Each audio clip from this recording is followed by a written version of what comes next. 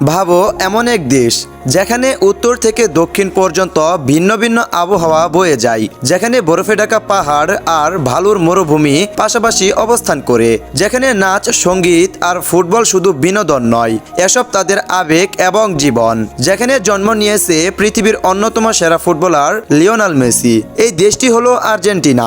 আজ আমরা জানবো ইতিহাস, সংস্কৃতি আর খেলাধুলায় ভরপুর আর্জেন্টিনাকে, যে দেশ শুধু মানচিত্রে নয়, কোটি মানুষের হৃদয়ে জায়গা করে নিয়েছে।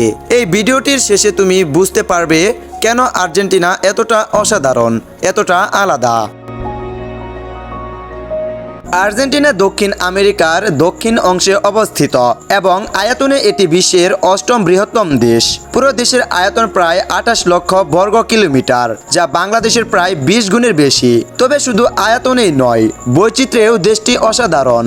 উত্তরে রয়েছে উষ্ণ আবহাওয়া, ভরপুর গাছপালা আর নদী ঘেরা এলাকা, আর দক্ষিণে রয়েছে বরফ ঢাকা প্যাটাগোনিয়া অঞ্চল, যেখানে তাপমাত্রা হিমবাহের নিচে থাকে প্রায় সারা বছর।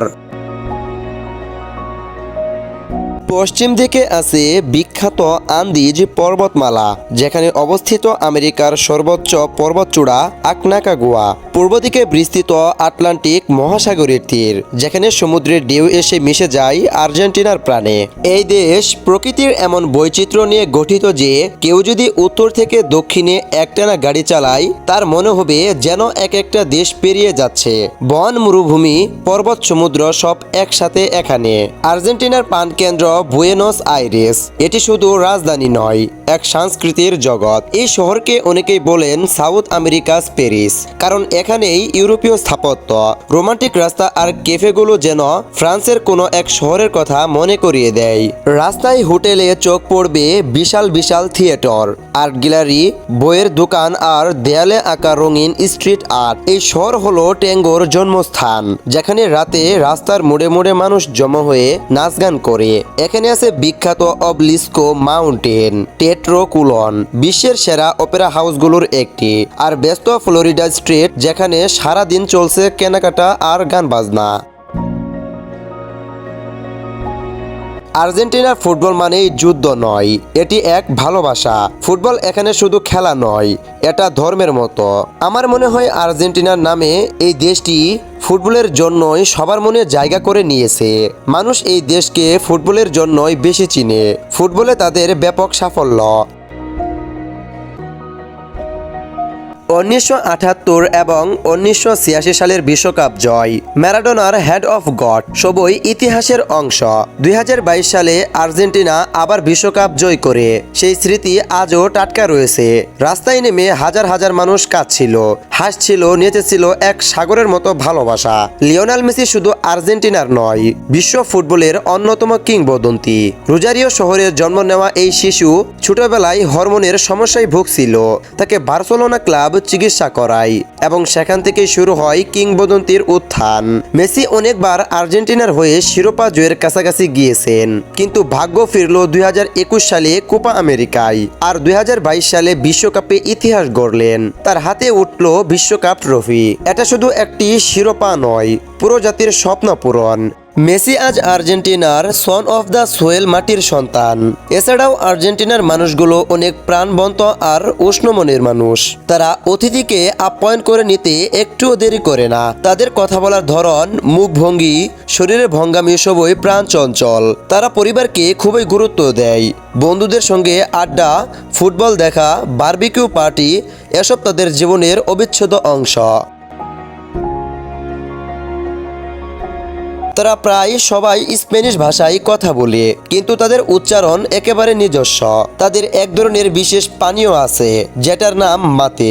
এটা চায়ের মতো, তবে অনেক তিতা, কিন্তু তাদের কাছে এটা শুধু পানীয় নয়, বন্ধুত্বের প্রতীক। বন্ধুদের মাঝে এক কাপ মাতে একে অপরের হাতে হাতে ঘুরে, আর এটা তাদের সামাজিক ঐতিহ্য।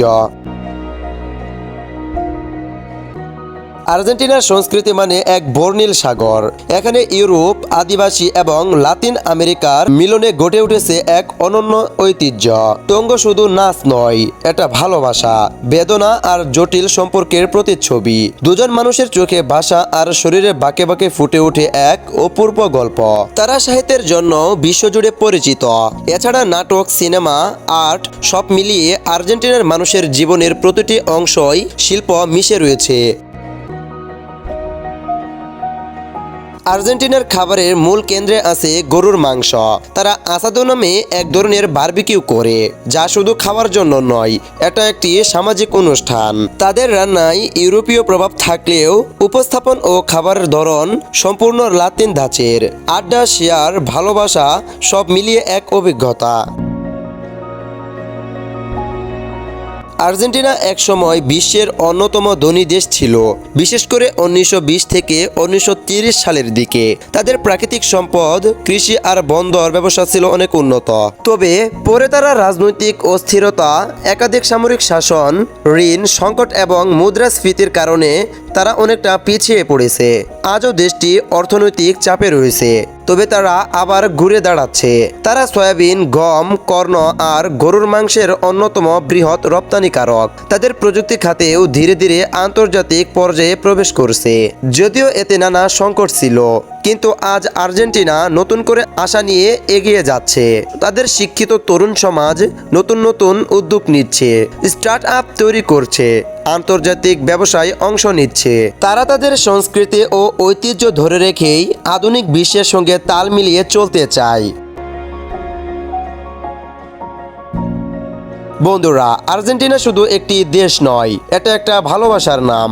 এটা আমাদের শেখায় কিভাবে হেরে গিয়েও জয় পাওয়া যায়, কিভাবে আবেগ দিয়ে জীবন সাজানো যায়। ফুটবলের গোল, টঙ্গোর ছন্দ আর পাহাড়ের হিমে মিশে আছে এক গর্বিত জাতির গল্প।